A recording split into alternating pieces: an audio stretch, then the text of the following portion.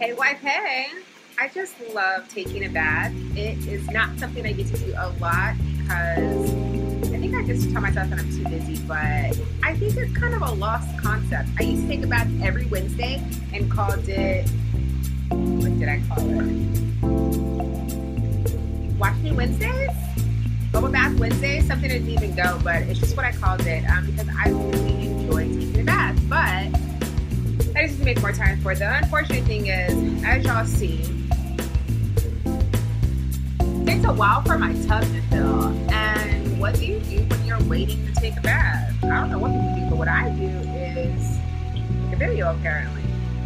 Anyways, so I'm just sitting here on the floor waiting, and hopefully that'll get done soon. I think I'm gonna have to pause though and come back because I'm sure that water running is super annoying for y'all.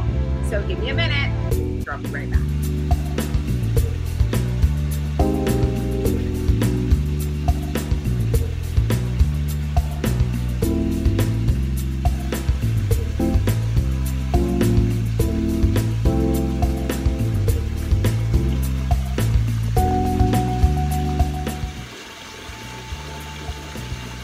Oh, it's bath time. So excited to soak. Okay, so finally got the bath water ran and I'm super excited to get in the tub eventually. But while I was sitting here, I just decided, first of all, let me fix my camera. Okay. That's not gonna work. So I'm just gonna have to hold it and hopefully it's not too shaky for y'all. I'm not really good with like making sure my hand doesn't shake because I tend to talk with my hands and that throws things off. Anyway, so I have been sending a few messages the last couple of Sundays asking ladies what are they doing for self-care and calling it Self-Care Sundays. And the reason I was doing that is because I just kind of want to know, when do we take a moment to do something for ourselves? As wives wearing all the different shoes and the struts that we have, we oftentimes don't take a minute to do anything for ourselves because we're so busy trying to make sure that everything else is taken care of. So I have always loved taking a bath when I was a kid because there were like 4 other kids in the house. That was the only time I could guarantee having private time and making sure that my dad wouldn't call and ask me to do anything because I was in the tub, and clearly that was like an essential thing. But then I started making that my time, and back in the day we used to have this portable television with an antenna that was in black and white that you had to scroll. The screen was probably like this big.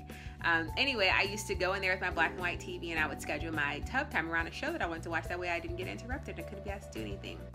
I think I was being a little nifty, but in the meantime, I was also creating a system for myself to take care of myself, and I've kind of kept that going throughout the time of being adult. I've gotten off track sometimes. I used to do it every Wednesday, like I was trying to tell y'all when the water was running and you couldn't hear me. And on Wednesdays, I'd be like, okay, I'm gonna call this Bubble Bath Wednesdays. That's before everything needed to rhyme and have the same letter. So today is Tuesday, it's not Wednesday, and I guess I could call it Taking Care of Myself Tuesday. I don't know, I just made that up. But whatever, you don't have to have a reason or a name to do something for yourself and have some self-care time. But the question is, why don't we as women do it?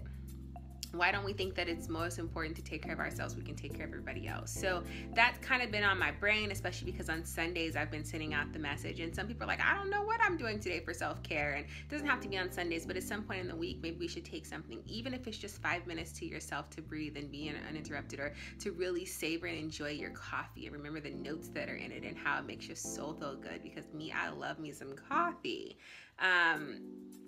I just think that that's something to think about. Also, another thing that I've been thinking about is like how we're actually building as wives. So, you know, for me to be someone who really wants to have this wife community to thrive and to chat and share each other's experience and just give support and know like, hey, those are my people. They understand. They go through some of the things I've gone through or going through, and you know, we can be there for each other. But the interesting thing is, I don't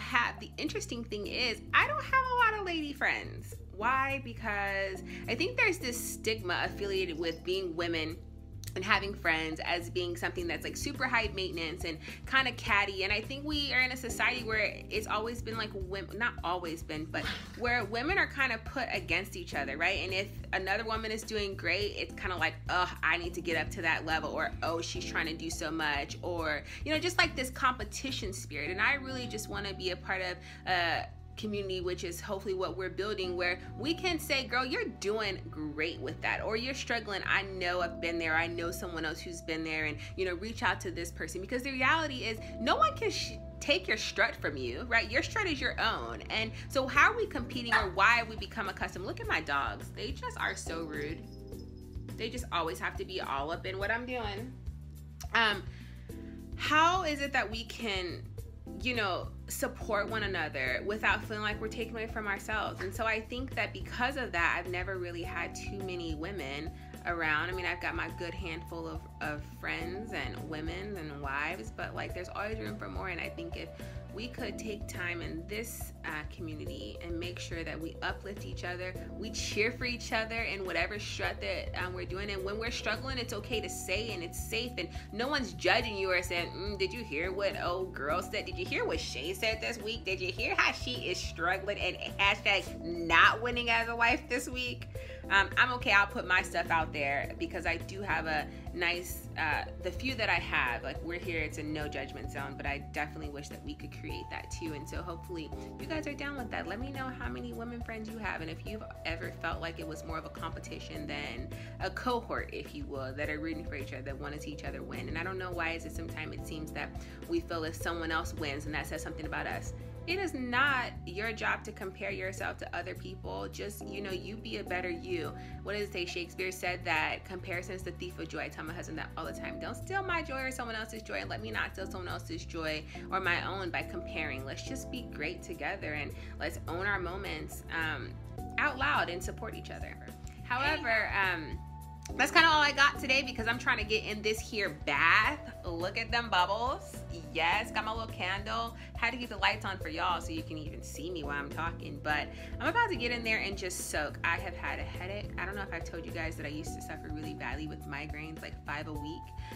But every now and then I still get one. It's nothing near what they used to be, but it's still no fun because my tolerance has gotten lower now that I don't have them so frequently. So I'm going to soak in that tub and give myself a minute to just digress and take some deep breaths and just be for a little bit. I hope you're going to do something great for yourself this week. It's gonna be Wife Strut Wednesday tomorrow, which is when you'll be viewing this. So hopefully you'll give me some feedback and tell me what you've been doing for yourself, and I'll be back here with y'all next week.